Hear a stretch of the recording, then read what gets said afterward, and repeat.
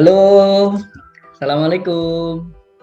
Waalaikumsalam. Wah, selamat siang. Yang juga, Luar biasa, akhirnya kita bisa ketemu ya, walaupun secara virtual. iya, Oke, luar biasa sekali teman-teman. Pada siang hari ini kita kedatangan seseorang yang cukup memotivasi kita semua, terutama bagi mahasiswa. Ya, bagi mahasiswa ini sangat-sangat menginspirasi. Dan kisahnya akan seperti apa? Mari kita simak bersama-sama. Oke, sebelumnya Mbak boleh perkenalan terlebih dahulu? kenalan ya. Kok cepat sekali nih pembukaannya. Ya, Eh, kita teman-teman itu selalu apa ya? First impression-nya itu namanya siapa? Mesti gitu. Dan teman-teman belum pada kenal. Ya, sebelumnya, Assalamualaikum warahmatullahi wabarakatuh. Waalaikumsalam warahmatullahi wabarakatuh. Terima kasih sebelumnya buat admin dari Motivasi ID sendiri ya, admin dan founder ini. Foundernya ini Mas Lili ini sangat keren sekali. Udah memberikan kesempatan buat saya untuk ikut membuat sedikit membantu konten Motivasi ID ini. Nah, perkenalkan nama saya Syafina Nurul Salma.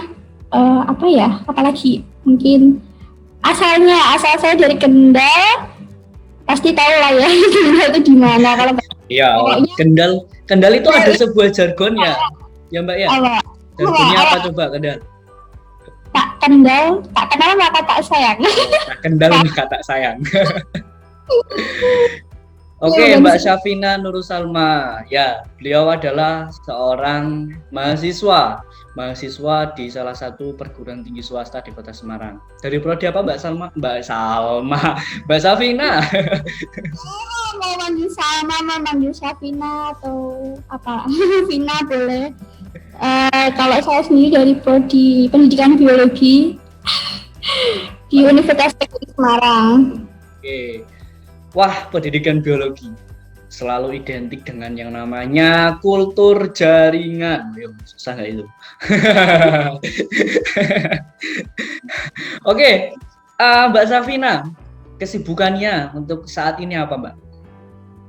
Kesibukannya kan karena saya mahasiswa semester akhir ya sekarang, jadi sekarang ya masih sibuk skripsi dan alhamdulillah masih diberi kesempatan buat ikut event yang bergengsi di universitas sendiri, itu ada PKM namanya. Nah, alhamdulillah saya sedang melaksanakan PKM dan berproses dalam skripsi. Nah, itu aja sih. Ajib, wah luar biasa. Nah ini teman-teman, kita hari ini akan mengupas tuntas terkait PKM. Apa Mbak Syafina PKM itu? PKM itu singkatannya Program Kreativitas Mahasiswa, kepanjangannya itu.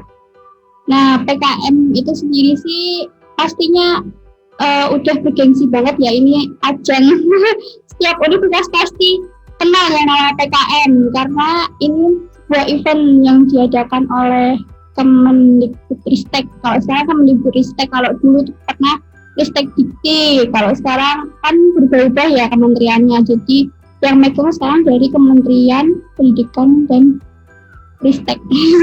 Nah, Kemendikbudristek itu, nah itu ya. Oke. Gitu. Iya, gini Mbak Syafina, karena yang kita tahu bersama ya bahwa di kalangan mahasiswa terutama, karena saya juga mengalami hal yang sama. Dulu sempat juga tertarik untuk berterjun ria di dunia PKM ini atau program kreativitas mahasiswa. Nah, dan ini sebuah program yang menurut saya prestisius ya, karena tidak semua orang bisa terjaring atau bisa menerima kesempatan untuk berpartisipasi melaksanakan program ini. Dan ini nggak main-main, katanya sih pengalamannya banyak, dan yang kita tahu bersama ada ya seperti itu. Apa Mbak Safina? Saya takut menyebutnya ini. Ya, pasti ada sebuah kucuran dana yang tidak sedikit dari pemerintah tentunya. Betul ya, Mbak? Iya, ya. Oke. Nah, Mbak Safina, saya penasaran ya. Sebenarnya apa sih yang pertama kali sekali melatar belakangi dari Mbak Safina ini mau dan berkenan ya, karena nggak semua orang mau loh dan berkenan ya, mau dan berkenan terjun langsung di PKM ini. Dan more info nih ya buat teman-teman nih, Mbak Safina ini ternyata sudah lolos pendanaan program kreativitas mahasiswa tingkat nasional yang diselenggarakan oleh Kemendikbudristek sebanyak berapa kali coba teman-teman? Nih, 3 kali guys. Apa sih sebenarnya awalnya gimana tuh Mbak? Kenapa mau berkecimpung dan berkenan? Ini yang paling penting. Wah, ini admin kita itu terlalu berlebihan ini. Wah, nggak berlebihan. Karena memang itu sebuah pencapaian yang luar biasa menurut saya, dan itu tidak semua orang mampu untuk mencapai sebuah ya target ataupun apa bahasanya ya. Kalau saya menyebutnya adalah sebuah pencapaian yang tidak semua orang bisa, dan itu Mbak Safina lakukan. Ya, mungkin ini saya akan sedikit cerita ya, cerita awal kenal PKM itu gimana, terus proses PKM, membuat PKM itu gimana, mungkin sedikit cerita gitu ya Mas. Boleh, silakan. Semoga ya kita ini bisa menginspirasi teman-teman. Barangkali ada yang teman-teman di sini dalam fase mau memulai mungkin yang masih di semester 2 atau mungkin semester 4 itu mungkin kan masih mencoba untuk memulai.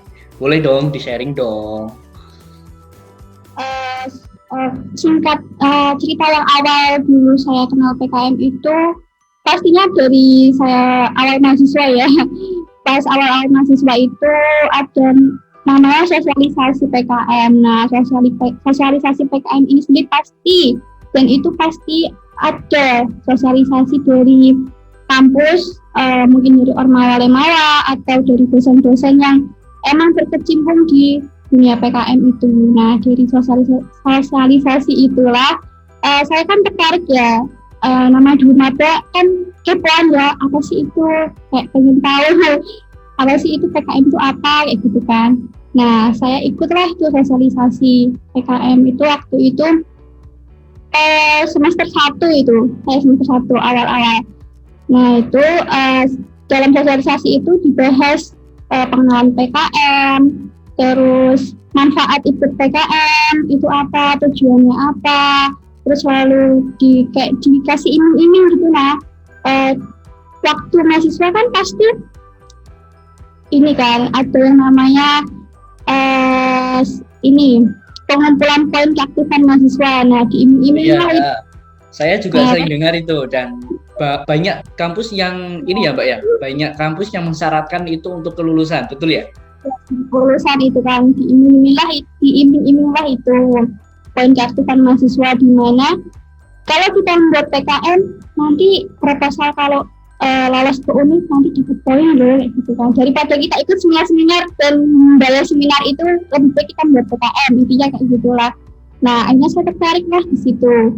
Kayaknya enak nih bikin PKM, nggak perlu ikut seminar dapat poin. Nah, kan waktu maba itu berburu poin intinya. Nah, itulah istilah saya tertarik membuat PKM. Nah, lalu buatlah saya PKM. Pengajuan PKM pas waktu itu dikoreksi terlebih dahulu oleh UNIF. Nah, awal itu tuh saya pernah gagal itu sekali, itu saya nggak lolos universitas.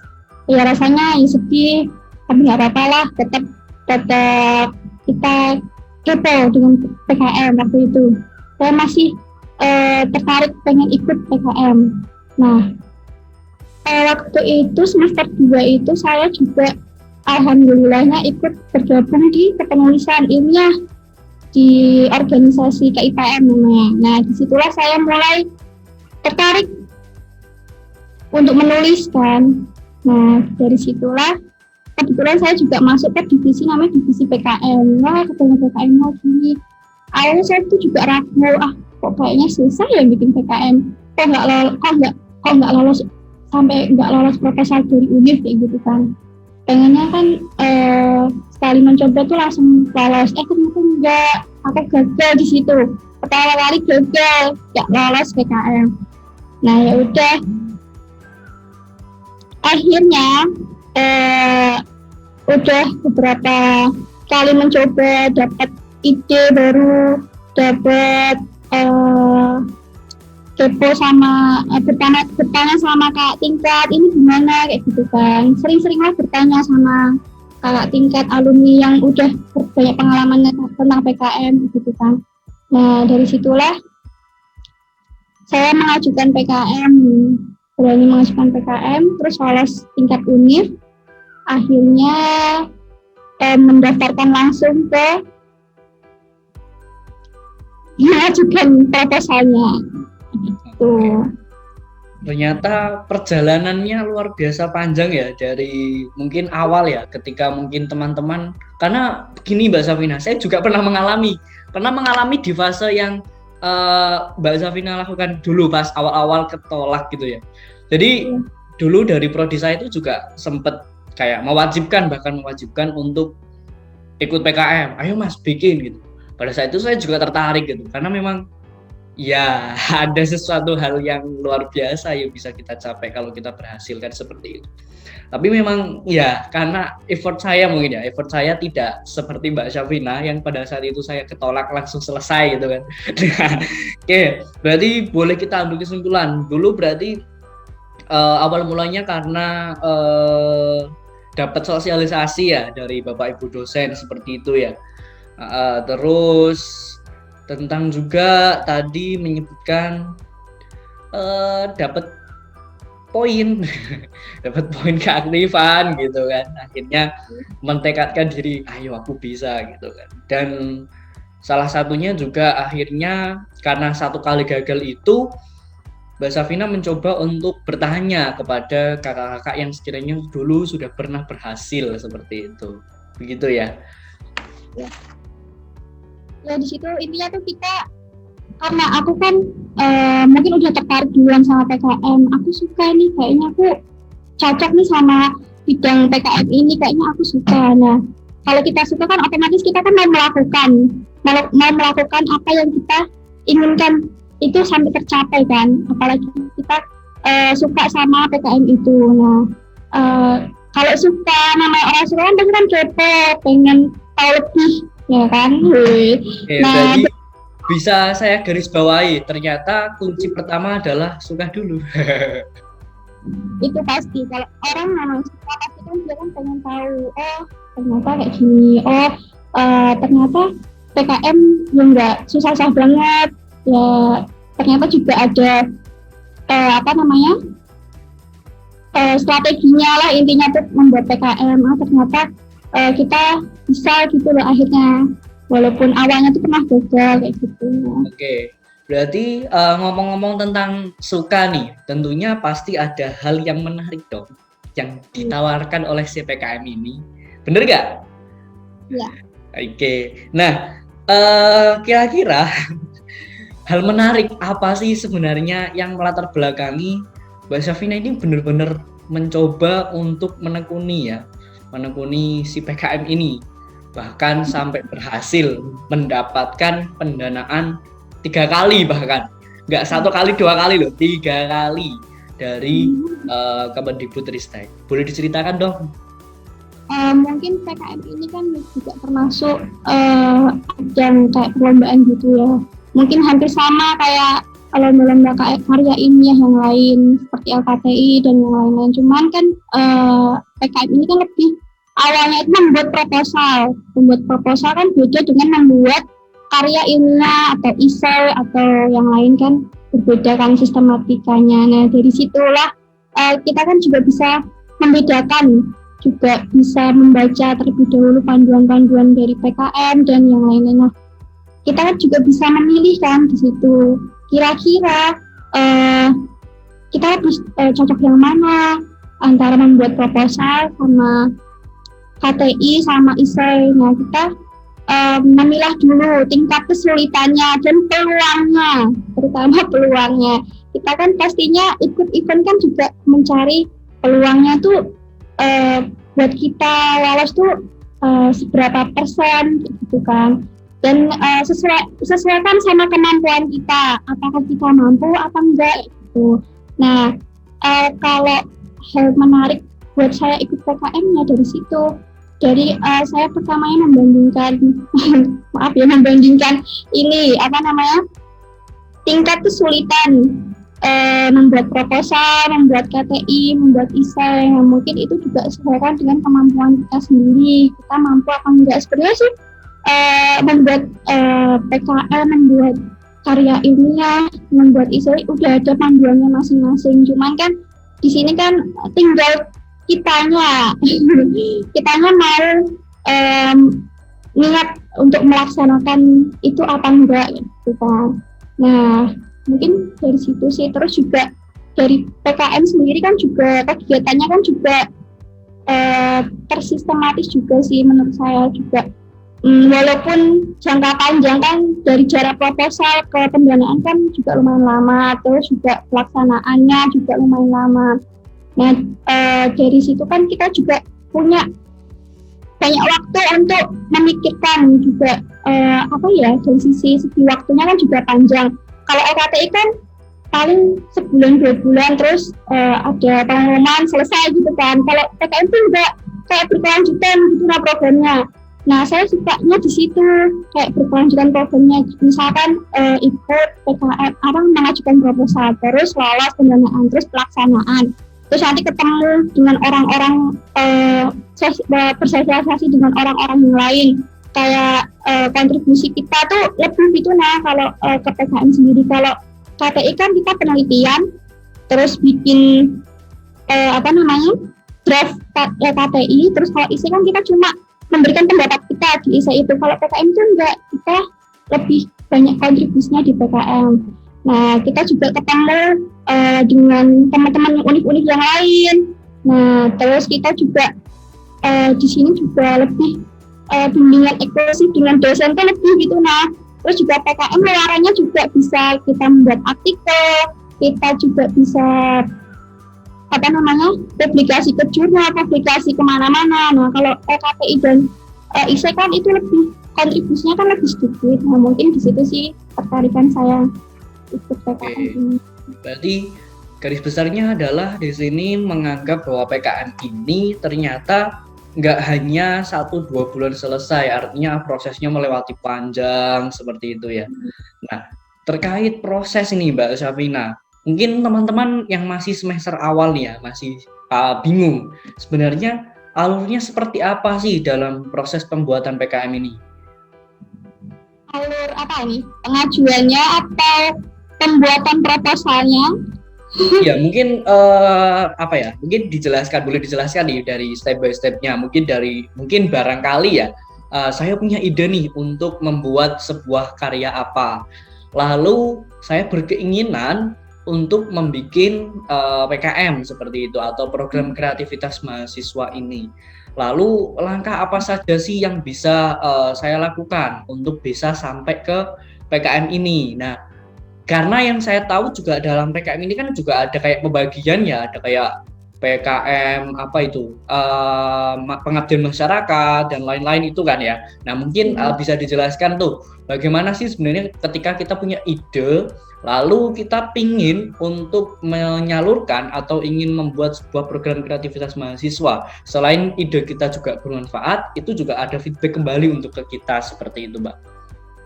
Ya, mungkin ini lebih ke buat pemula gitu ya. Bener. Buat yang benar-benar pengen mencoba.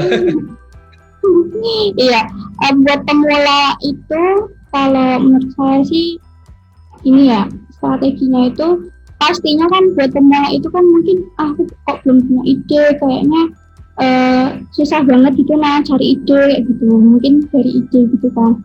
Nah, biasanya kalau pemula itu, kalau saya sendiri pengalaman saya sebagai pemula itu, saya tuh ya kembali kita di yang namanya orang suka tuh pasti kepo dan pasti ingin sering bertanya tuh sama yang udah berpengalaman, jangan bertanya sama teman yang belum ada pengalaman PKM. Nah itu salah. Kalau kita udah diniatin aku pengen lolos PKM, jadinya kita harus bertanya dengan orang yang tepat. Pertama itu sebelum kita punya ide, kita harus sering-sering bertanya dulu. Nah, nggak bisa itu ide tuh langsung kita diem terus kita dapat ide tuh nggak bakal bisa. Apalagi kita di rumah aja terus kita merenungkan aku punya ide apa ini, ide apa, nggak bisa, nggak ketemu itu idenya tuh nggak nemu. Nah, jadi itu ide yang kedua itu kita kalau mau mendapatkan ide kita juga harus sering-sering bertanya, sering-sering membaca, sering-sering jalan-jalan. Nah, kita jalan-jalan pun juga mungkin bisa dapat ide dari kita jalan-jalan tersebut. Nggak bisa kalau kita diem harus dapat terus ketemu ide, nggak mungkin itu, nggak mungkin. Yang ada tambah stres ya.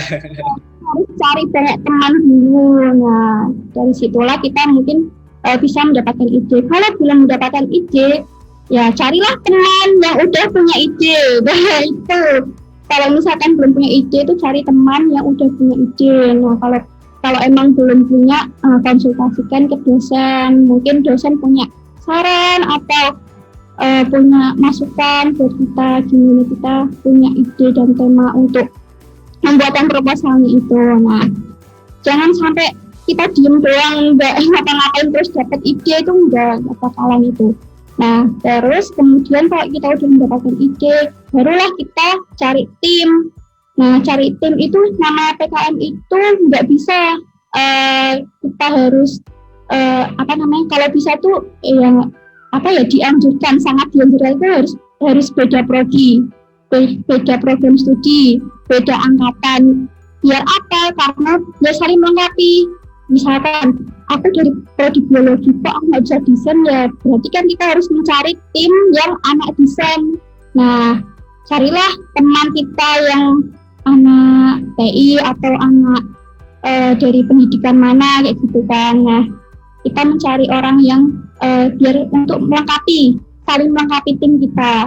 Misalkan kita harus bikin media ini, nah kita butuh anak PGSD, nah ya udah kita carilah tim yang anak PGSD. Nggak bisa kita memaksakan diri untuk sama-sama sejurusan. Nah, kecuali kalau memang kepaksa kepepet nggak punya teman lagi ya nggak apa-apa. Tapi sangat dianjurkan itu harus beda program studi dan beda angkatan untuk saling melengkapi. Nah, kemudian apalagi ya, kalau udah ketemu itu barulah kita bimbingkan ke dosen, kita konsultasikan ke dosen yang linear dengan proposal kita. Jangan kita tentang pengabdian masyarakat ke dosen yang bahasa kan udah dosennya yang harus juga dengan proposal kita. Jangan sampai beda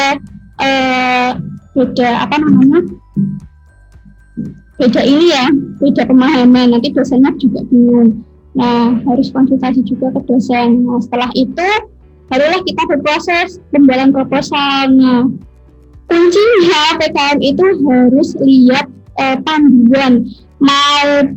Setiap panduan itu setiap tahunnya berbeda-beda. Nah, misalkan panduan yang terbaru belum ada nih, tahun ini kok panduannya belum ada, gimana ini? Ya udah kita ikut panduan yang lama dulu, baru nanti kalau panduannya udah terbit, disesuaikanlah dengan panduan yang baru.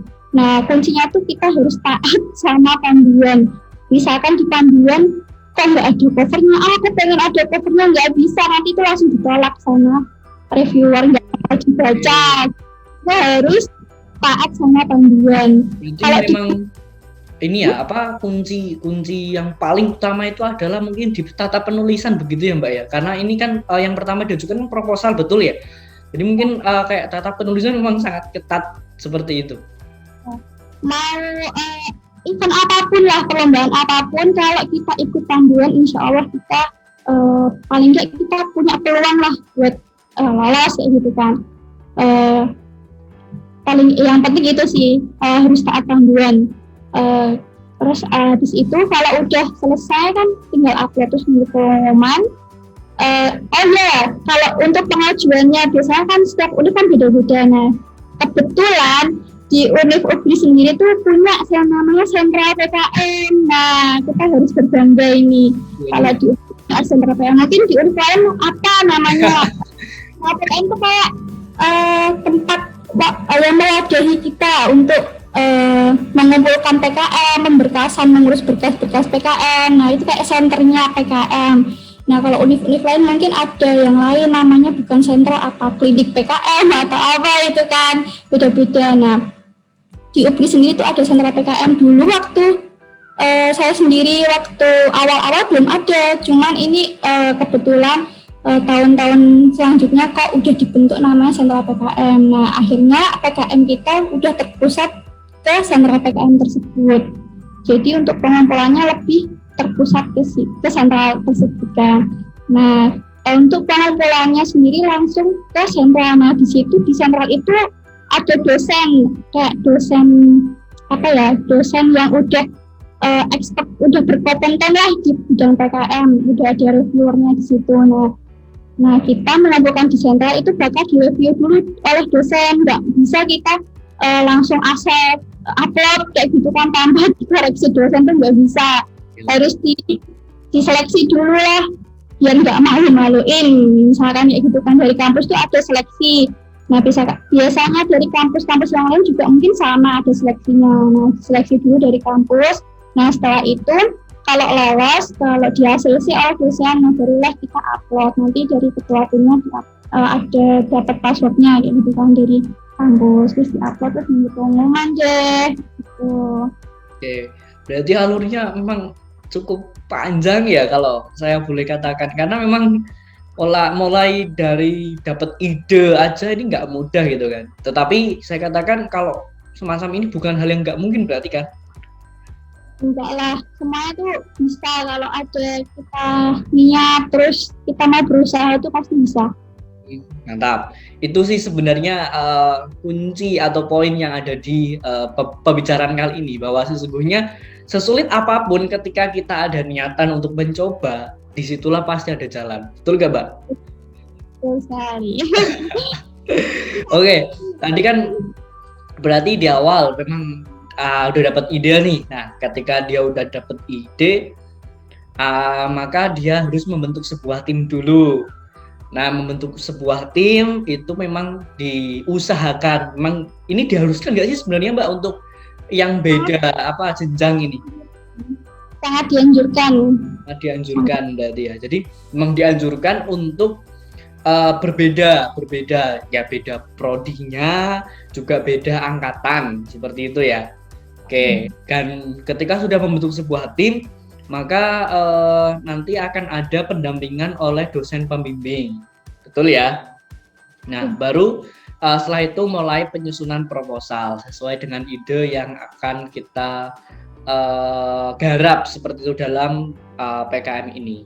Oke, ternyata alurnya tidak mudah, tetapi ketika ada niatan yang kuat, ya idealnya seperti ini ya, Mbak. Ketika kita pengen mencapai sebuah kesuksesan kan nggak ada yang mudah ya, pasti ada halangan, ada perjuangan kan gitu, betul ya? Oke. Nah, ngomong-ngomong nih, Mbak, terkait PKM, program kreativitas mahasiswa. Yang saya tahu di kampus UPGRI sendiri itu ternyata yang lolos pendanaan itu ternyata nggak sedikit loh, ternyata banyak juga gitu kan. Nah, ketika awal mengetahui tentang PKM ini, nah ketika itu Mbak Safina tahu, wah PKM ternyata seperti ini. Hal apa sih atau pandangan pertama seperti apa sih yang Mbak Safina ketika awal tahu, loh PKM kok seperti ini gitu? Mungkin bisa di-sharingkan ke teman-teman, Mbak. Gimana? Yang awal tertariknya saya PKM.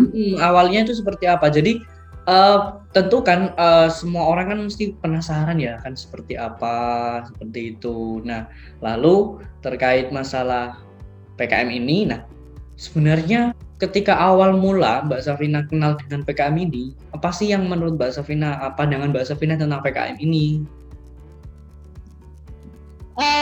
Pandangan saya tentang PKM ini kan karena kebetulan ya, pada saat itu kan saya juga lagi mengikuti organisasi yang dimana itu saya sendiri kan juga masuk ke divisi PKM. Nah, mau nggak mau kan saya kan juga terjun langsung untuk mau nggak mau untuk membuat PKM.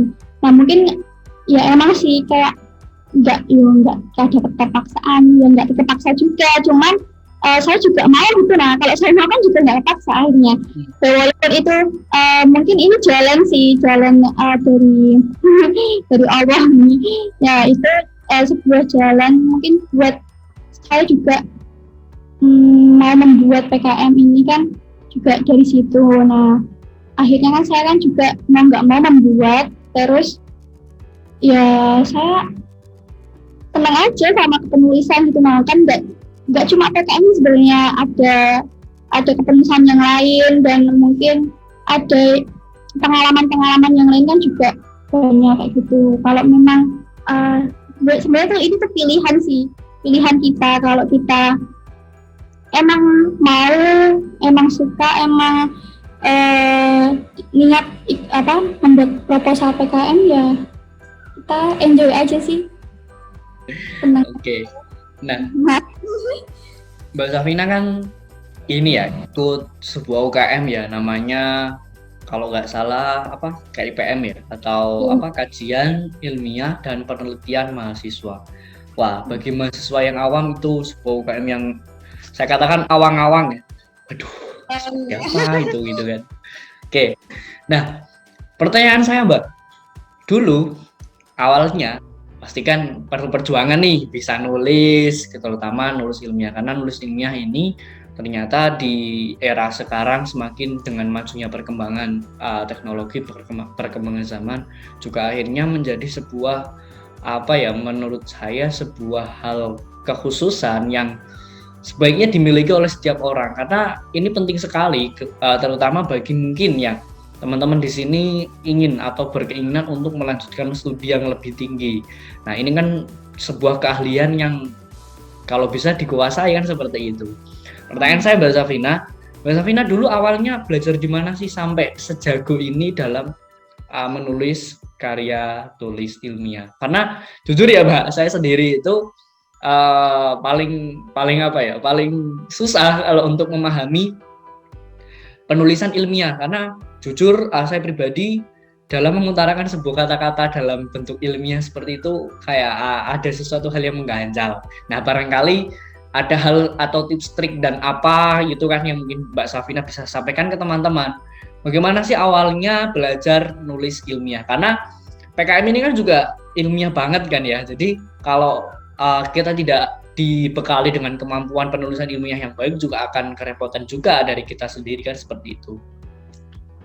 Oh ya, belum saya sampaikan juga kan motivasi saya juga ikut PKM ini kan karena dia kan penulisan ilmiah ya, lebih ke penulisan ilmiah. Nah kebetulan kan saya sendiri kan juga dari prodi pendidikan ya, di kampus pendidikan sendiri kan juga luaran kita untuk tugas akhir kita kan membuat skripsi. Nah itu juga salah satu motivasi saya kenapa ikut organisasi kepenulisan, penelitian, mengabdi masyarakat, intinya kan ke bidang kepenulisan. Nah disitulah saya juga pengen kayak nanti kan juga skripsian gitu, pengen gitu biar skripsinya lancar ya gitu kan, pengen skripsinya juga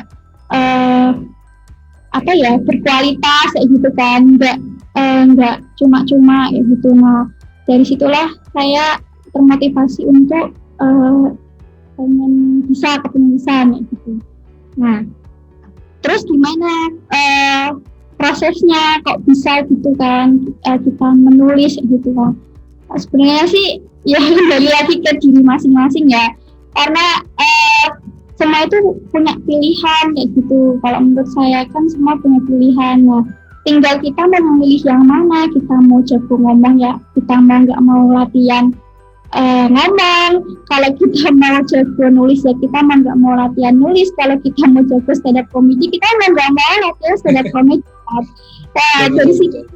Iya, betul. Nah, kalau sebenarnya di organisasi saya sendiri juga mungkin ada yang namanya latihan berbicara, kayak ada latihan nge-MC atau yang lain-lain. Nah, mungkin itu saya kurang di bidangnya itu. Nah, karena saya mungkin bidang saya lebih ke kepenulisan, saya tertarik ke kepenulisan, jadinya saya mendalami kepenulisan itu sendiri. Ya, mungkin ini pilihan juga sih, pilihan setiap orang, tergantung orang itu.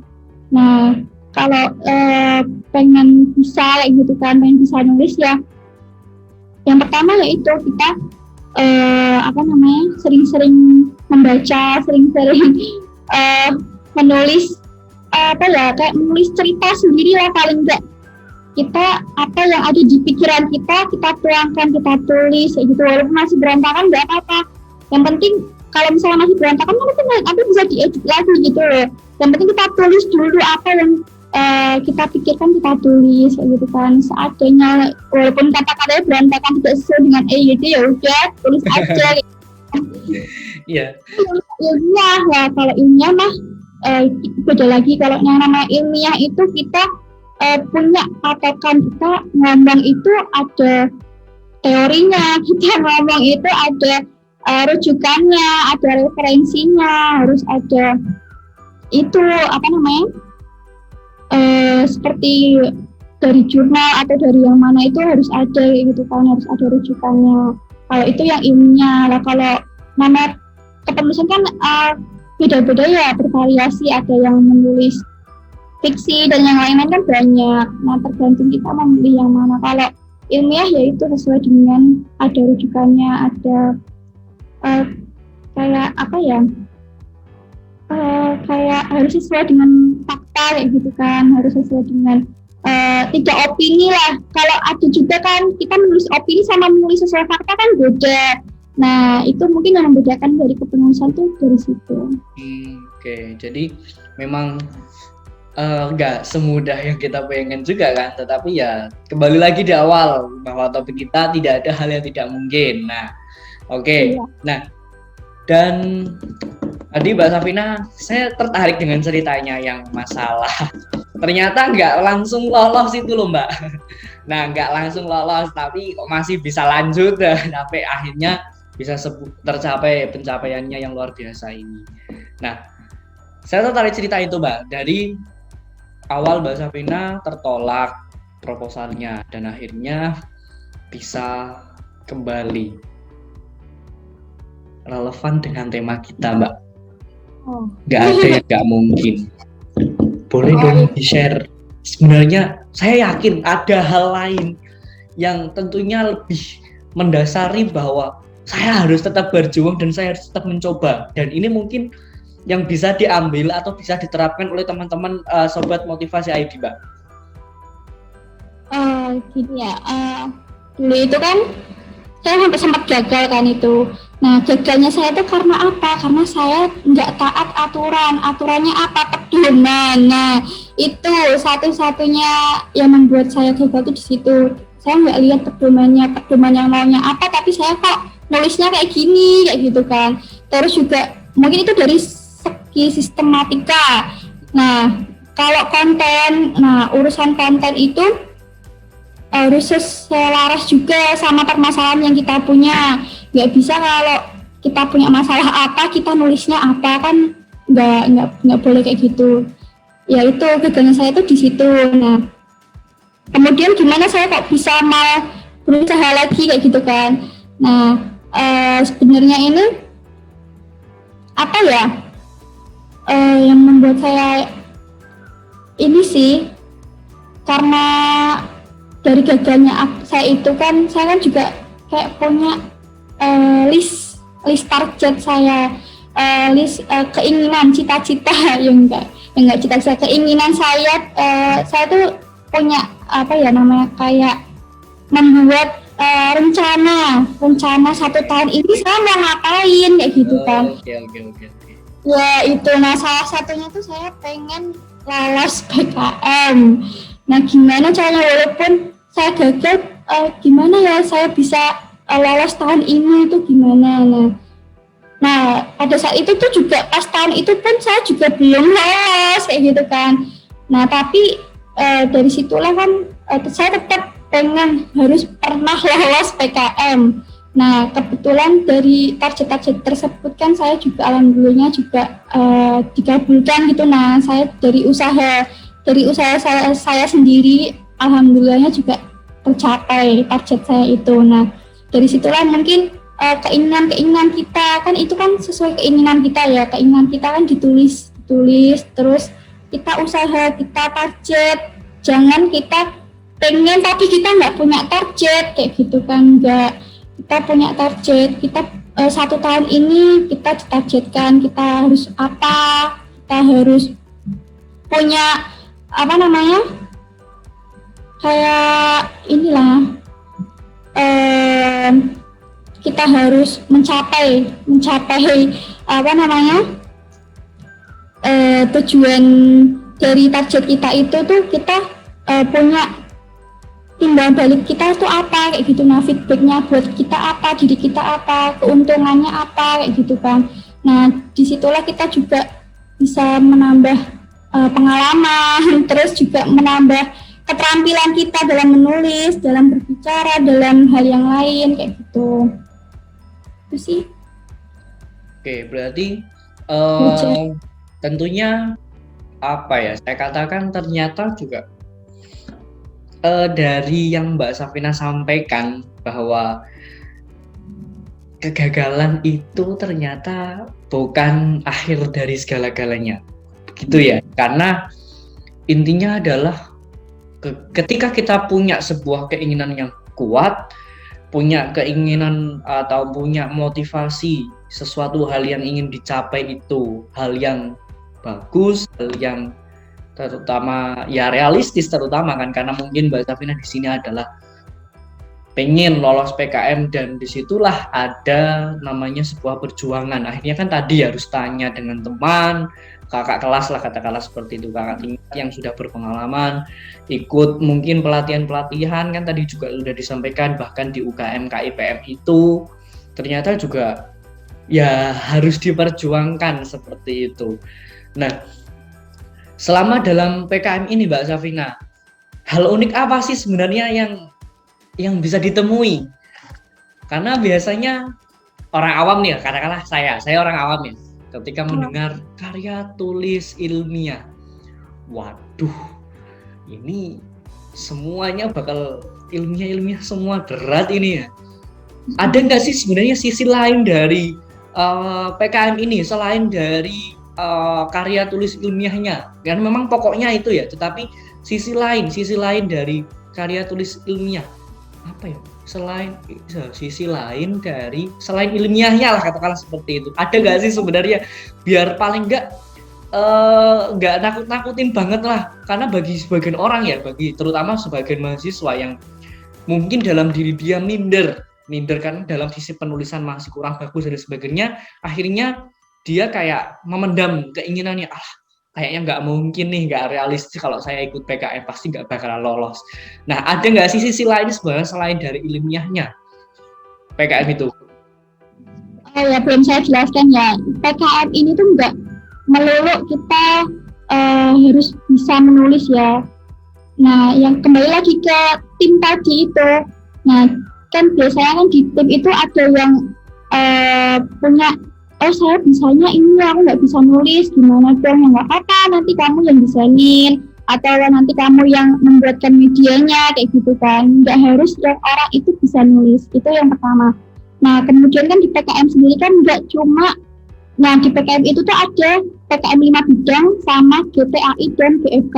Ya walaupun emang itu ada bidangnya masing-masing, nah tetap kan pertama emang diawali dengan nulis proposal. Nah mungkin ya sebagian orang kan mungkin berpikiran kudu iso nulis harus ikut PKM gitu kan. Enggak, walaupun kita nggak bisa nulis nggak bisa nulis awal, nggak bisa nulis benar-benar nggak bisa nulis tuh nggak apa-apa, ikut dulu. Yang penting mau mencoba dulu, ikut dulu. Kalau misalkan dilolosnya kok lolos ya alhamdulillah kan. Nah di tim itu kan juga udah ada pembagian kayak gitu kan. Nanti yang nulis itu yang siapa kayak gitu kan, nanti yang desainin siapa, yang membuatkan media siapa. Nah nggak melulu orang itu harus bisa nulis terus nggak mau ikut kayak gitu kan, enggak. Oke. Nah ada bidangnya kayak gitu kan. PKM itu juga mewadahi semua bidang, nggak hanya bidang kependidikan. Nah kebetulan dari Kemendikbud ini juga baru-baru tahun ini sih baru ada yang dibuka buat D3, nggak cuma S1. Dari Politeknik pun juga boleh ikut PKM gitu. Nah jadi tuh ini ajang bergengsi mahasiswa sih sebenarnya. Semua mahasiswa berhak ikut, mau dari prodi apapun bisa ikut, nggak harus bisa nulis dulu tuh enggak gitu. Jadi jangan dulu saya nggak bisa nulis, nggak mau ikut PKM. Itu masalahnya teman-teman itu pasti kayak gitu, karena saya juga sering saya sendiri loh ya, saya juga sering kayak gitu, maksudnya aduh saya nggak bisa nulis nih, apa saya nggak ikut aja ya. Oke, ternyata tips dari Mbak Safina adalah dalam pemilihan sebuah tim itu ada strateginya, artinya nggak sembarangan membentuk sebuah tim. Jadi tadi udah sampaikan, karena memang banyak aspek yang harus dikerjakan dalam sebuah tim itu ya Mbak, betul ya?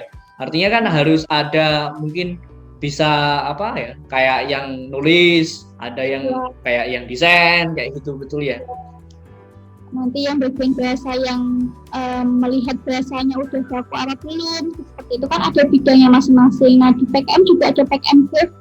Nah GV ini kan membuat video, mungkin yang ahli dalam pembuatan video, media, pembelajaran dan yang lainnya kan bisa. Nggak melulu harus yang pintar nulis tuh enggak. Jadi saling melengkapi lah satu sama lain di timnya, itu harus benar-benar saling melengkapi. Awalnya udah bidangnya tuh ada sendiri-sendiri biar memudahkan. Jadi jangan minder dulu, nggak mau ikut PKM karena nggak bisa nulis tuh jangan. Oh teman-teman dengerin ya. Jadi apa intinya apa? Kuncinya itu ya kita harus kepo, sering-sering kepo, sering-sering bertanya, sering-sering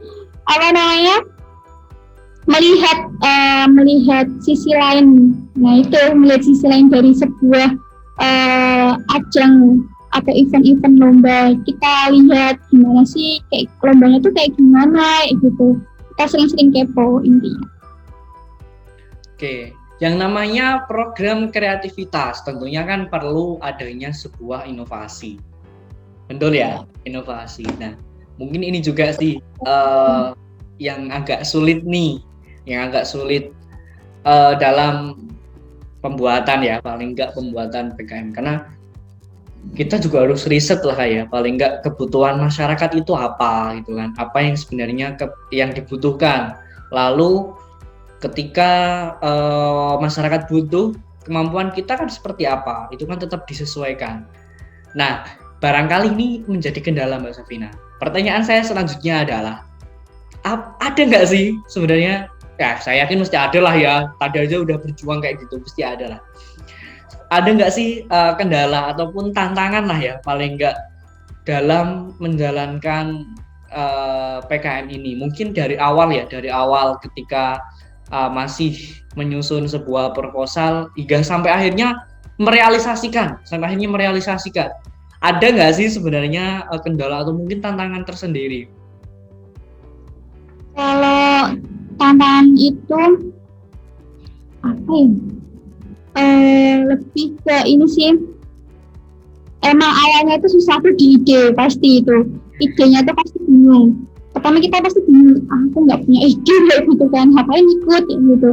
Jangan kayak gitu, itu membuat kita patah semangat sih itu. Nah, bisa disiasati sih kalau untuk ide itu. Mungkin tantangannya apa ya, lebih ke ini sih,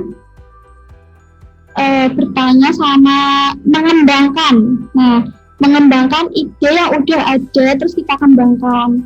Nah, dari situlah kita akan menemukan pencerahan ide yang baru. Nah, kita kembangkan, terus kita namanya kan program kreativitas mahasiswa. Jadi itu sebuah program untuk membangun kreativitas mahasiswa. Nah, kita disitulah tantangan kita. kita mau mengembangkan apa di situ, di permasalahan masyarakat, misalkan oh ini udah terrealisasikan di masyarakat, di misalkan ya pengabdian masyarakat di daerah Kendal.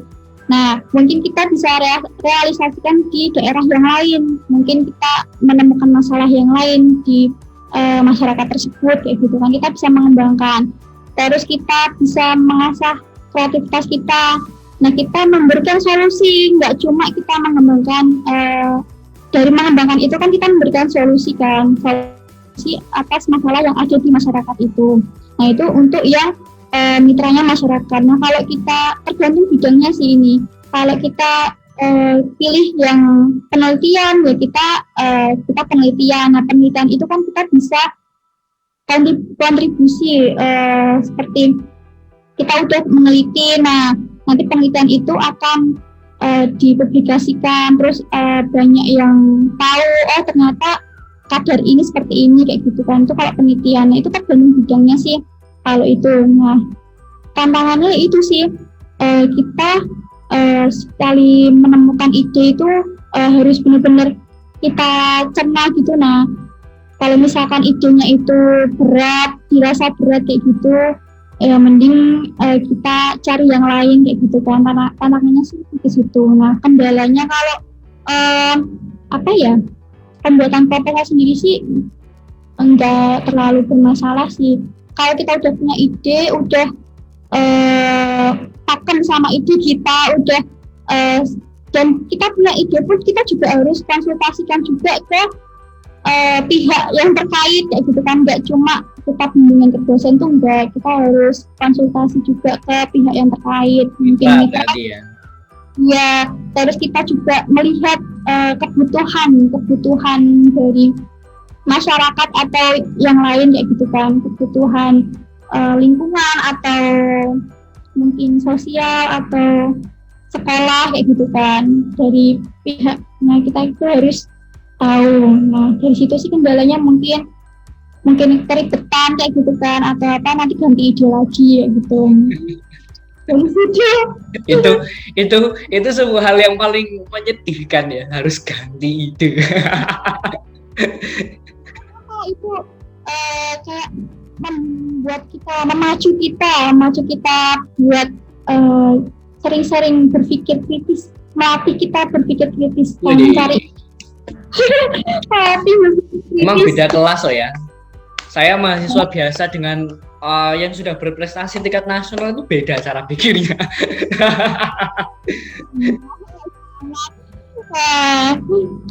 Ya kayak gitu tentunya. Oke, tentunya tantangan itu pasti ada. Tapi anggap saja sebuah tantangan ataupun hambatan itu sebuah proses untuk pendewasaan dari diri kita. Betul ya? Oke, Mbak Safina. Selanjutnya nih, tentunya bagi teman-teman nih yang sudah pernah melaksanakan PKM, ya belum melaksanakan lah ya, paling nggak pernah menulis proposal PKM, tetapi ternyata ya Tuhan berkehendak lain nih, ternyata belum rezekinya, belum lolos kan, seperti itu. Nah, ada nggak sih, atau mungkin bagaimana strategi dari Mbak Safina agar PKM ini bisa diterima? Artinya kan ini kan sebuah ide ya, ide dari kita tulis dalam bentuk proposal, lalu kita ajukan ke pemerintah, khususnya melalui Kemendikbudristek. Nah, lalu kita dapat dana untuk merealisasikan program yang kita susun dalam proposal itu, kan seperti itu ya. Nah, ada nggak sih strategi khusus yang sekiranya bisa, ya tips triknya lah biar lolos, karena susah loh ya. Saya itu membayangkan gini Mbak, di Indonesia itu udah berapa ratus ribu mahasiswa, kan katakanlah seperti itu ya, berapa ratus ribu mahasiswa, berapa ribu kampus, dan berapa ribu ide yang diusulkan ke pemerintah untuk dapat didanai. Dan ini pencapaian yang luar biasa, bahkan bisa sampai didanai sampai 3 kali gitu kan. Nah, ada nggak sih yang bisa dibagikan nih buat teman-teman. Saya juga penasaran soalnya kenapa bisa lolos 3 kali. Anda membuat saya iri ya atas prestasi Anda. Saya tuh pengen seperti itu, tapi ya karena mungkin bukan rezeki saya di situ. Boleh nggak sih dibagi triksnya buat teman-teman agar bisa lolos pendanaan PKM? Mungkin kalau dari segi ide, yang namanya ide tuh satu, harus menarik pembaca. Kalau idenya tuh harus benar-benar yang yang menarik gitu nah, yang menarik, yang ada keterbaruan di ide tersebut tuh ada keterbaruannya. Terus ada inovasinya. Ya yang pokoknya idenya menarik lah itu. Nah, gimana kita mendapatkan ide yang menarik itu?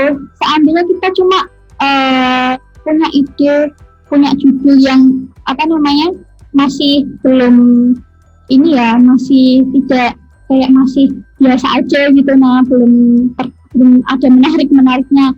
Nah, kita konsultasikan ke dosen, ke ahlinya. Jangan kita punya ide terus langsung ya udah pakai ini, nggak mau, jangan kayak gitu. Sakarepe dhewe. Ya, kita konsultasikan ke ahlinya. Nah, nanti kan dapat kayak pencerahan, dapat masukan, dapat saran dari ahlinya itu. Nah, dari situlah kita mungkin ide kita akan lebih berbobot, ada sedikit menarik gitu. Nah, setelah itu mungkin pembuatan proposalnya. Nah, ini yang harus diwanti-wanti. Kita harus mau nggak mau taat yang namanya panduan. Mau lomba apapun, mau jenis lomba apapun, kita harus taat sama panduan. Panduan yang ngomong ya itu kita harus nggak boleh kita aku pengennya harus ada cover kok yang di panduan nggak ada, itu nggak boleh. Itu pasti nggak bakal dikoreksi, nggak bakal dilirik pun tuh nggak, kayak gitulah ibaratnya. Kan sakit ya kalau nggak dilihat kayak gitu. Nah, makanya sakit sekali. Aduh. Kita harus teliti dengan pembuatan proposal itu, harus sistematis. Nah, harus ada panduan. Nah, itu dua itu sih yang penting. Nah, kalau itu dua itu udah udah terlampaui. Nah, untuk konten, untuk isi, mungkin dari isi bab 1 sampai selesai itu kan itu urusan kita setiap masalah yang kita akan ajukan kan ke proposal itu kan tergantung bidangnya. Nah, itu udah ada ahlinya. Nah, nanti kita konsultasikan ke dosen kita. Itu aja sih mungkin untuk strategi dan tipsnya, yaitu kita walaupun kita udah berusaha kok masih belum rezekinya ya, emang itu belum rezekinya, tapi kan kita ada usaha, udah ada usaha. Nah, kalaupun ini belum lolos, mungkin tahun depan kita ajukan lagi atau inovasi lagi. Itu saya sekali ya. Itu saya sekali itu. Dan itu terus juga timnya juga harus harus cari tim yang benar-benar bisa saling melengkapi lah. Misalkan untuk isi kontennya itu dari tim yang saling melengkapi itu, terus dari dosennya juga kan saya memberikan masukan, saran kayak gitu kan, mungkin bisa ikut manut sama dosen kayak gitu. Bismillah lah, semoga lolos kayak gitu ya. Itu mah rezeki sih. Untuk urusan lolos juara itu kan kita serahkan, yang penting kita udah usaha. Bonus ya. Cuman untuk PKM ini kan karena peluangnya kan sangat besar, juga ajang bergengsi, pasti di semua universitas di Indonesia pasti tahu ya namanya PKM dan pasti ikut kayak diminta untuk ikut gitu. Nah itu ikut aja PKM. Iya, saya ikut karena wajib. Iya. Nah itu kalau mahasiswa sekarang kan mungkin kan kayak kurang mengenal, kurang ada sosialisasi juga dari PKM. Nah mungkin dari dosen ya itu mensiasati untuk mewajibkan membuat PKM. Ya nggak apa-apa, ikut aja. Iya betul sih, memang yang saya rasakan ya ketika saya membuat, ya saya mahasiswa biasa kayak gini juga pernah buat loh ya, tapi nggak lolos. Karena ya ini akhirnya saya belajar Mbak, saya belajar dari Mbak Safina. Karena dulu yang pertama saya buat timnya itu satu jurusan walaupun beda angkatan. Yang kedua ya karena ya memang karena saya belum punya basic untuk menulis yang bagus. Ya, saya kurang melihat juga sih dari panduan. Nah, buat teman-teman nih yang nggak tahu panduan, mungkin bahasa kerennya adalah juklak dan juknis. Petunjuk pelaksanaan dan tunjuk petunjuk teknis ya, teknis dan pelaksanaan kayak gitu. Nah, saya belajar banyak akhirnya. Ternyata ada beberapa hal yang penting yang perlu kita garis bawahi selain dari tentunya ide ya. Karena ini adalah sebuah program kreativitas. Karena ketika kita mendengar kata kreativitas itu pasti dalam benak kita pasti adalah yang namanya inovasi atau pembaharuan kayak gitu. Juga ternyata riset ke kebutuhan masyarakat juga penting ya Mbak ya. Oke. Nah, selanjutnya sebelum kita ke season akhir, saya kepo nih. Mungkin bisa menjadi referensi buat teman-teman yang ingin lolos PKM pendanaan khususnya. Tiga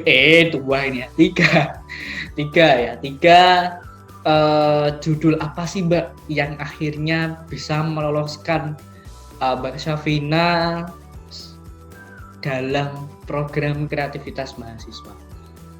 Mungkin barangkali bisa menjadi referensi buat teman-teman nih. Maksudnya apa sih kok bisa sampai lolos? Bisa dilihat langsung di pengumuman. Enggak ya? Di-share dong. Untuk PKM kan saya lolos 3 kali itu nggak melulu saya jadi ketua tim. Itu 2 kali ini saya jadi anggota. Nggak apa-apa, kita ikut cuma jadi anggota itu nggak apa-apa. Kan juga anggota kan juga dianggap ya, pastinya kan juga ada kontribusinya dan pastinya juga membantu pelaksanaan juga. Nah itu saya juga awal-awal juga jadi anggota, belum berani jadi ketua istilahnya kan, belum jadi ketua. Kalau ketua yang sudah senior gitu kan, jadi kita ikut aja, kita ikut ya udah ikut ya gitu kan. Terus yang pertama itu dulu saya ikut PKM GFK, gagasan futuristik. Gagasan futuristik dan apa itu lupa. Nah itu awal pertama kali adanya PKM GFK. Awalnya juga saya juga bingung kan, GFK itu apa? Kayak gitu kan. Kayaknya dulu PKM nggak ada GFK kan. Baru ada GFK itu di tahun 2018 itu.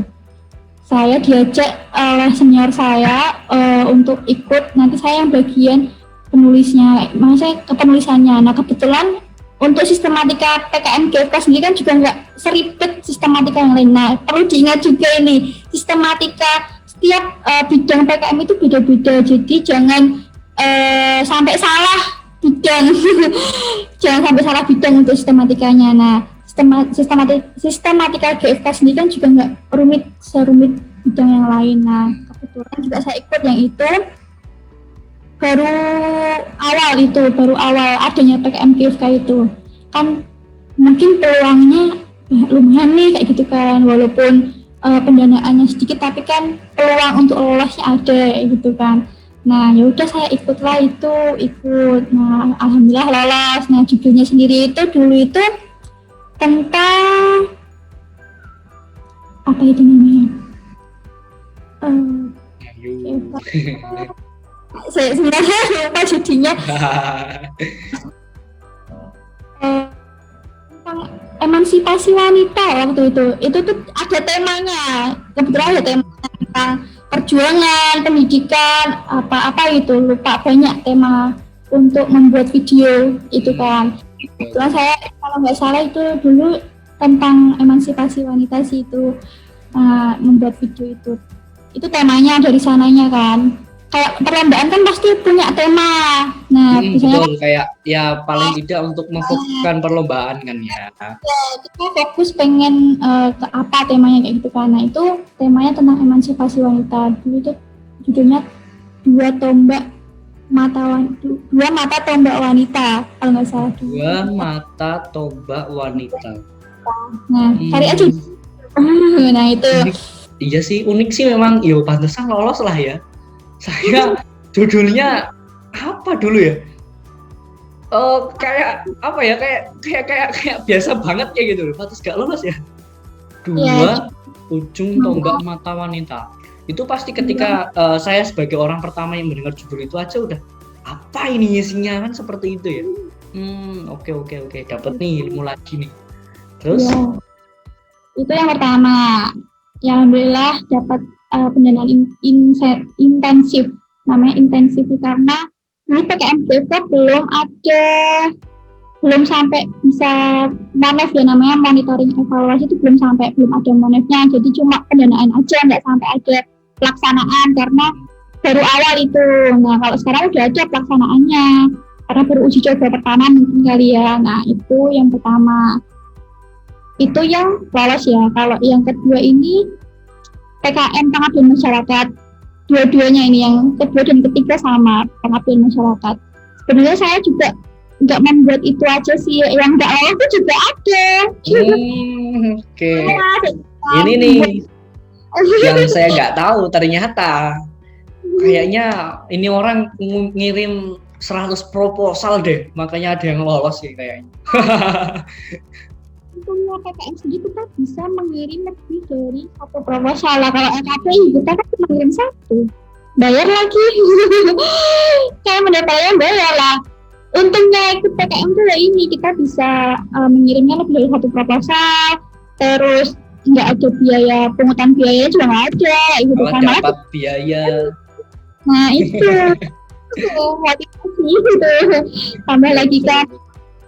Nah itu, terus yang kedua ini yang dua ini kan, yang dua dan ketiga ini PKM pengabdian masyarakat. Nah pengabdian masyarakat tentunya itu mitranya pasti masyarakat. Nah non COVID kan itu kita nggak untung. Nah terus kita PKM masyarakat ini kan kita kayak masyarakat itu punya masalah apa, kita memberikan solusi gitu kan. Kita melaksanakan maksian kayak gitu. Nah apabila solusi kita diterima oleh masyarakat, nanti masyarakat bisa melaksanakan sendiri secara mandiri kayak gitu intinya pengabdian masyarakat. Boleh dikatakan kita kayak sebagai fasilitatornya ya, artinya kita sebagai pionir dalam penyampaian ide kita, lalu kita sampaikan ke masyarakat, maka kita latih, kita berikan bekal untuk membuat segala sesuatu pada saat itu. Nah, barangkali itu bisa menjadi sebuah penghasilan mandiri dari masyarakat atas ide dari kita, seperti itu ya. Benar sekali. Nah, permasalahannya apa? Mungkin terkait lingkungan atau sosialnya masyarakat, atau mungkin dari misalnya sih dari lingkungan ya, lingkungan sekitar, mungkin dari sampah atau dari air, mungkin pencemaran atau apa, mungkin dari situ bisa. Kalau enggak mungkin dari segi, kalau ada juga mungkin di bidang sekolah seperti, atau mungkin kayak tunawisma, tunarungu kayak gitu-gitu bisa juga. Itu kan tergantung mitranya, kita mau pilih yang mana. Nah, kebetulan saya itu yang pertama mitranya itu ibu-ibu PKK. Ini mitranya yang non-profit, yang benar-benar nggak punya penghasilan kayak gitu kan. Jadi mitranya yang butuh kita untuk kita punya solusi biar mitranya itu punya penghasilan kayak gitu. Nah, punya cara mandiri itu bisa melatih masyarakat tersebut gitu buat berpenghasilan gitu. Mitranya itu kan profit pastinya. Nah seperti BPKK, Karang Taruna, terus mungkin dari sekolah itu juga ada SLB mungkin kan. Terus apalagi ya, kayak mungkin pengurus bank sampah atau apa, mungkin itu bisa gitu kan buat jadi mitra. Nah kebetulan mitra saya yang pertama itu ibu PKK. Nah di situ kan nama pengabdian masyarakat ini kita memberikan solusi masalahnya di situ apa, ada masalah apa nanti kita angkat, terus kita memberikan solusi, nanti kita latih ibu PKK itu. Nah seperti itu sih. Yang Karang Taruna sudah sama. Karang Taruna itu punya mungkin lingkungannya ada masalah apa, nanti kita tarik Karang Tarunanya untuk kita adakan pelatihan supaya Karang Tarunanya itu kayak punya punya keterampilan khusus kali ya. Keterampilan khusus untuk juga bisa melaksanakan secara mandiri juga gitu. Nah itu. Oke. Kalau yang dari ibu-ibu PKK tentang apa itu Mbak Safina? Dulu itu saya melihat lingkungan terlebih dahulu sih, lingkungan sekitar kelurahan itu kan mungkin kan dulu itu ibu PKK itu khusus daerah pesisir ya kan, ibu PKK daerah pesisir. Nah daerah pesisir sendiri kan mungkin dari lingkungannya kan kayak ada kurang bermanfaat itu dulu itu biji mangrove kan banyak tersebar itu kayak banyak limbahnya itu banyak booming gitu, booming biji mangrove kan Mangrove.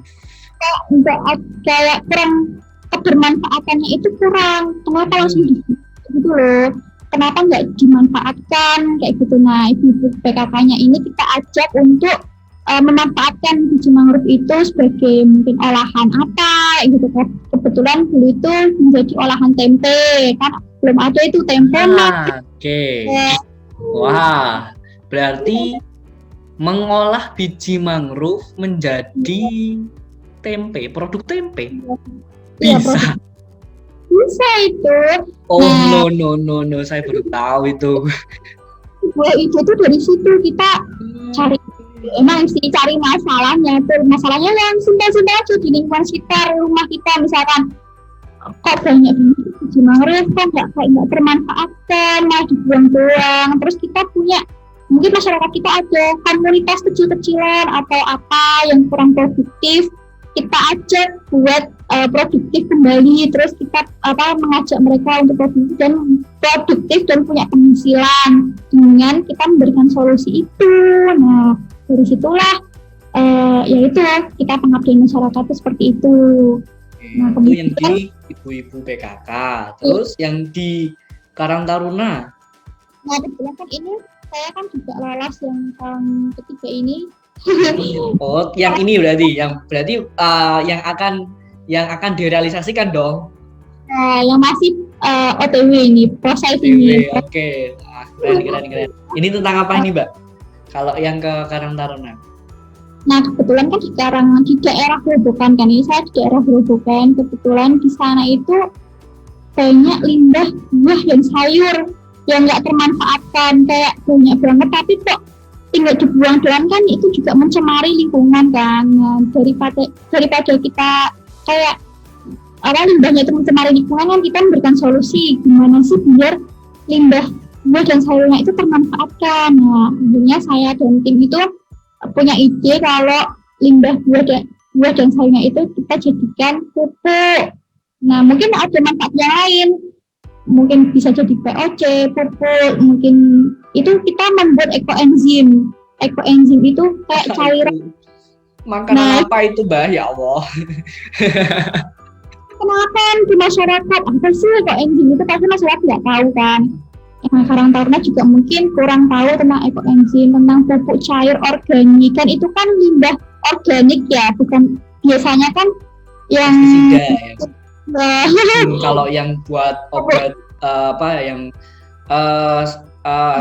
bahasanya, pupuk semprot ya, pupuk cairnya itu kan biasanya kan yang pestisida. Berarti Mbak Safina menghadirkan sebuah solusi dari limbah buah dan sayur bisa dijadikan sebuah pupuk cair. Betul. Nah, kita juga bisa membantu dari bank sampahnya itu, mungkin bisa ikut kontribusi juga, nanti kayak membantu untuk pengepulkan limbahnya itu kayak gitu kan, dijadikan pupuk atau mungkin disediakan alat atau apa ya, pemanfaatan yang lain itu banyak gitu. Nah, pemanfaatan dari ekoenzim sendiri itu banyak sebenarnya, cuman ini karena saya fokus untuk pupuk dan pengaplikasiannya kan di tanaman. Nah, jadi saya fokusnya ke pupuk karena luarannya kan di tanaman, aplikasinya di tanaman. Kecuali kalau aplikasinya mungkin di kehidupan sehari-hari di rumah, mungkin bisa jadi alat semprot cairan itu, nah itu pembersih lantai gitu, mungkin bisa. Oke. Banyak sebenarnya. Oh, alah. Luar biasa ya. Saya nggak nyangka loh ternyata judulnya aduh. Saya geleng-geleng kepala ini. Saya nggak sampai kayaknya. Ya, karena Mungkin dari judul dan juga esensi dari penelitian itu dan pengabdian itu yang keren juga akhirnya bisa meloloskan seorang Mbak Syafina di PKM atau Program Kreativitas Mahasiswa Nasional yang diselenggarakan oleh Kemendikbudristek. Oke, luar biasa, saya sangat salut dengan Mbak Syafina karena nggak semua orang, yang saya katakan di awal itu loh Mbak, karena nggak semua orang mau, dan spesial motivasi ID mengundang Mbak Syafina untuk berbagi kisah, berbagi cerita, paling tidak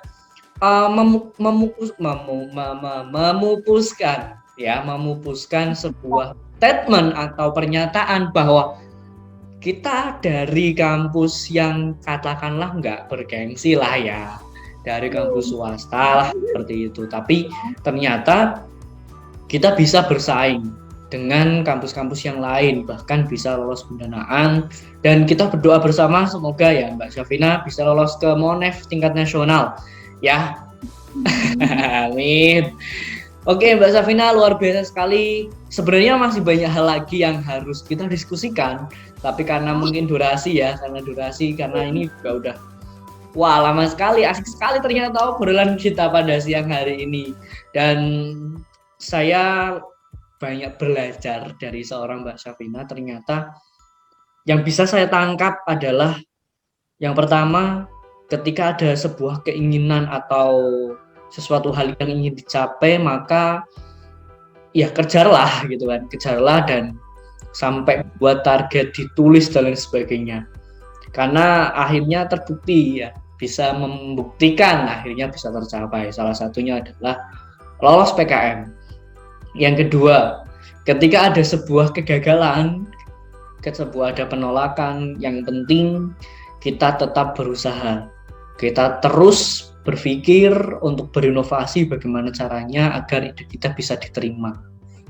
Dan selanjutnya kegigihan. Ya, saya belajar kegigihan dari seorang Mbak Syafina, karena apalagi mohon maaf nih, Hina udah semester akhir kan ya, masih mau untuk berkecimpung dalam dunia PKM itu kan sesuatu hal yang tidak orang miliki kan, seperti itu. Baik Mbak Syafina, sebelum session ini kita akhiri, ada nggak sih harapan dan rencana ke depan seperti apa Mbak dari Mbak Syafina sendiri? Harapan dari saya sendiri sih untuk mahasiswa UPJIS ya, apa untuk semuanya. Karena kita universal, kita universal. Untuk semuanya sih yang melihat video motivasi ID ini, apa ya harapannya, kalau kita punya keinginan sebuah keinginan itu, seandainya kita gagal, jangan berhenti di situ. Kita terus berusaha, terus berjuang mencapai keinginan kita, mencapai target kita. Kalau udah mentok nggak tercapai target itu, kita cari solusinya, kita cari jalan yang lain. Mungkin emang kita nggak cocok di situ, atau mungkin kita mungkin kita pernah gagal di situ, tapi kita nggak bakalan gagal di yang lain kayak gitu kan. Jangan berpikiran sekali kita gagal terus kita berhenti, itu jangan. Yang penting itu sih, terus tetap semangat, jangan minder duluan, jangan takut duluan, sering-sering bertanya. Yang penting itu sih, jangan jangan berhenti. Ketika kita gagal tuh jangan berhenti. Oke, luar biasa sekali. Saya geleng-geleng ya. Bisa kepikiran biji mangrove jadi tempe.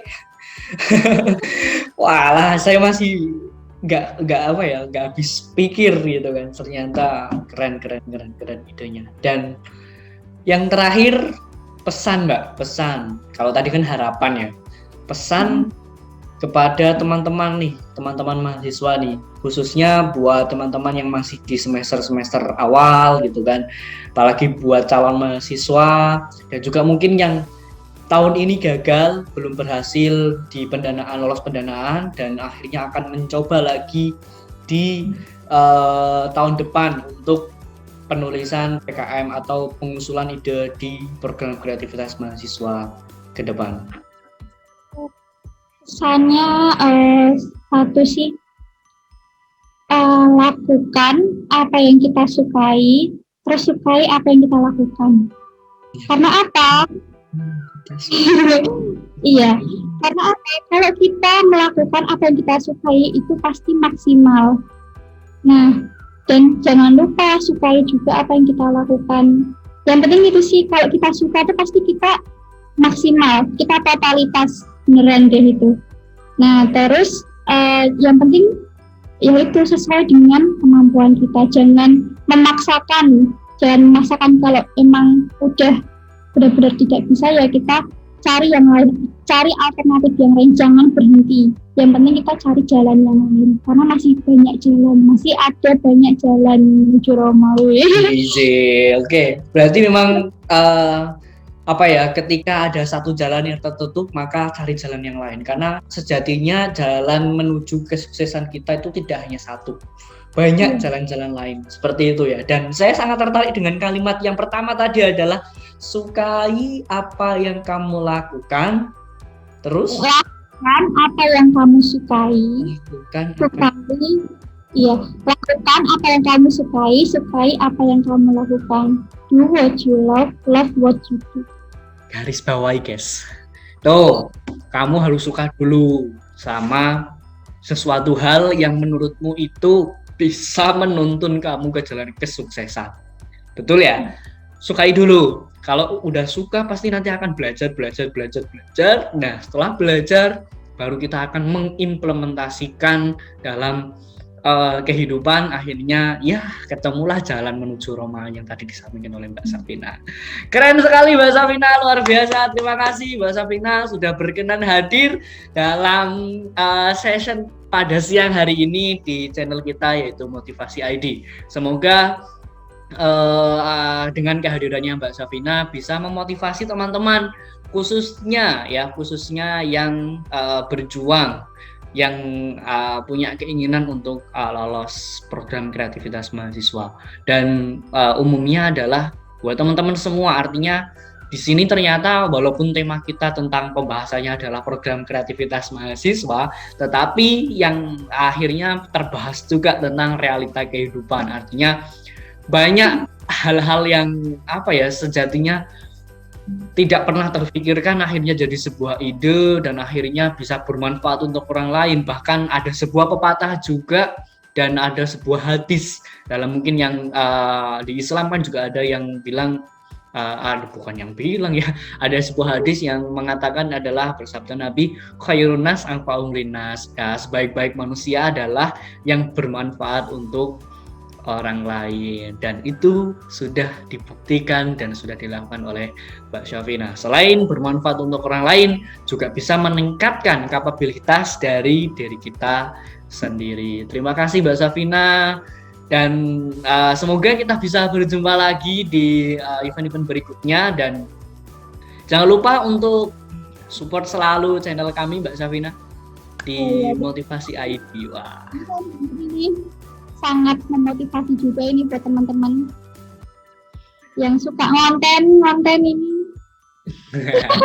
Dan jangan lupa Mbak Safina, kami beserta tim sudah mengirimkan sesuatu ke rumahnya Mbak Safina. Nanti jangan lupa untuk di unboxing dan bisa di tag bahwa dari Motivasi ID. Seperti yang saya kenakan, ding ding ding ding ding ding ding. Wah, Motivasi ID. Terima kasih Mbak Safina, sukses selalu buat ke depan. Semoga apa yang menjadi cita-cita dan keinginan dari Mbak Safina bisa tercapai. Amin. Oke, dan yang terakhir, kami dari Motivasi ID akan sering mengundang teman-teman. Nanti setelah ini ada beberapa orang lain juga yang sekiranya menginspirasi kita semua dan bisa membuat jiwa kebangkitan kita untuk menuju kesuksesan itu muncul. Karena sejatinya tidak ada di dunia ini manusia yang bodoh atau tidak pintar. Tinggal bagaimana cara kita memanfaatkan apa yang kita miliki dan apa yang kita ketahui. Stay tune and Motivasi ID. Cukup sekian dari kami, Motivasi ID Learning a Better Life. Terima kasih.